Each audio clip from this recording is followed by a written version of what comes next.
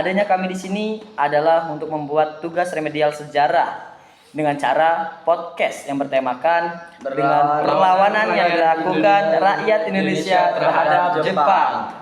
Sebelumnya mohon izin kepada Ibu Ulan Suci selaku guru sejarah kami.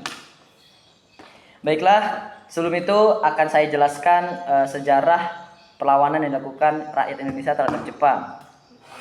Beberapa perlawanan yang dilakukan rakyat Indonesia terhadap Jepang seperti perlawanan masyarakat Chotplieng, gerakan Korori di Biak, perlawanan Singapura, perlawanan di Indramayu, Aceh, Kalimantan, serta pemberontakan tentara peta.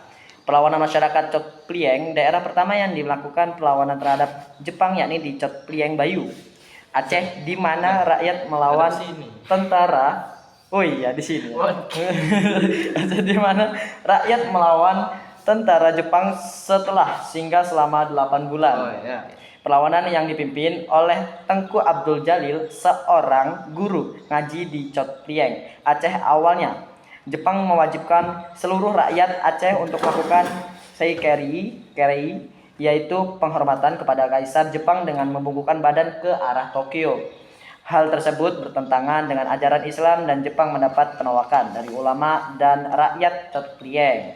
Akhirnya pasukan Jepang melakukan penghinaan terhadap umat Islam Aceh dengan membakar masjid dan membunuh jamaah yang sedang sholat subuh.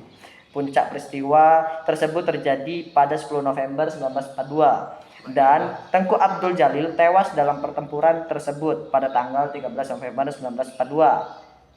Gerakan Korori di Biak, pada 1943 terjadi perlawanan rakyat di Biak, Papua. Perlawanan ini dilakukan oleh gerakan Korori. Gerakan ini di bawah pimpinan El Rum Korem. Selama berkuasa di Biak, Jepang memperlakukan rakyat secara keji serta menjadikan mereka sebagai budak, dipukuli dan dianiaya. Gerakan Korori, kasihan. Gerakan Korori adalah gerakan yang menjadi wujud kekecewaan rakyat Papua atas tindakan Jepang dengan basis perlawanan di Biak. Rakyat Papua melawan Jepang secara gerilya. Banyak korban yang berjatuhan namun tidak menyurutkan semangat mereka melawan Jepang. Rakyat Papua tetap gigih melawan hingga akhir Jepang kewalahan dan pergi dari Biak. Biak menjadi daerah pertama yang bebas dan merdeka di Indonesia dari penjajahan Jepang. Iya lah, mantap nih. Semangatnya tanpa kendor, semangatnya membara terus. Tentu ini ada beberapa contoh yang ini dipotong lagi ya.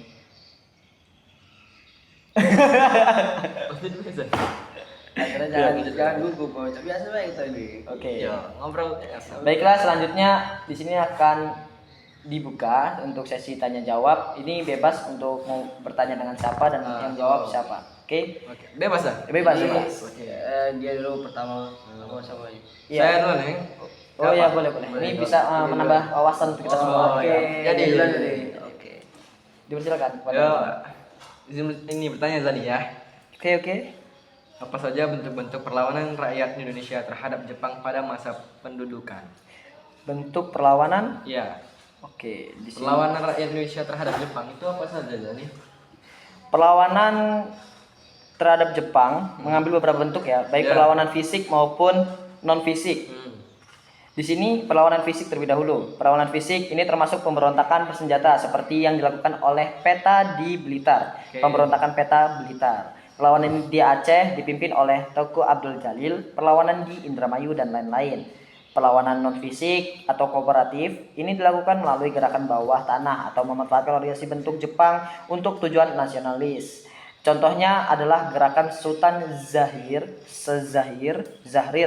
yang menyebarkan semangat anti Jepang secara sembunyi-sembunyi atau kelompok-kelompok pemuda yang kemudian menjadi cikal bakal kekuatan revolusi. Nah, itu tadi jawabannya. Langsung saja ke pertanyaan selanjutnya. Dipersilakan. Siapa yang nanya? Zani boleh juga loh bertanya pada saya. Oh iya, oke, siap. Siapa yang bertanya ini? Ya, Terserah, Anda boleh. Saya yang bertanya. Mengapa rakyat Indonesia melakukan perlawanan terhadap Jepang? Padahal awalnya Jepang disambut sebagai saudara tua. Saya ngerti, Bib. Iya. Jadi saya menjawab, Bib ya. Oke, siap. Oke. Ya, meskipun awalnya Jepang disambut dengan harapan akan membebaskan Indonesia dari penjajahan Belanda, kenyataannya tuh Bib, pendudukan Jepang jauh lebih kejam dan menindas penduduk Indonesia. Beberapa alasannya itu pengusaha kerja paksa Bib, paksa dipaksa, kerja rodi tanpa upah yang layak, menyebabkan banyak korban jiwa yang meninggal Bib. Dua, perampasan sumber daya alam Bib. Ya. Jepang merampas hasil bumi dan kekayaan alam Indonesia untuk kepentingan perang mereka. Terus penyiksaan dan kekejaman. Tindakan kekerasan dan penyiksaan sering dilakukan oleh tentara Jepang terhadap rakyat sipil. Pembatasan hak asasi, kebebasan berbicara, bergerak, dan berorganisasi sangat dibatasi. Terus ada kesenjangan sosial. Kebijakan yang Jepang menyebabkan penderitaan yang luar biasa bagi rakyat Indonesia. Berarti Jepang itu sangat nyiksa. Iya, lebih kejam daripada Belanda. Tidak bisa dibayangkan ya pada saat kita di posisi mereka. Benar, Itu. tempat siksanya ya. Iya. Iya. Boleh dilanjutkan lagi untuk pertanyaan Oke, berikutnya. Oke. Siapa yang Pertanyaan tanya? ketiga ya. Zani belum bertanya dari tadi. Oh, belum bertanya ya? Ya, Oh, oke. Silakan Zani. Baiklah. Di sini saya akan bertanyakan, sebutkan salah satu tokoh pemimpin perlawanan fisik terhadap Jepang di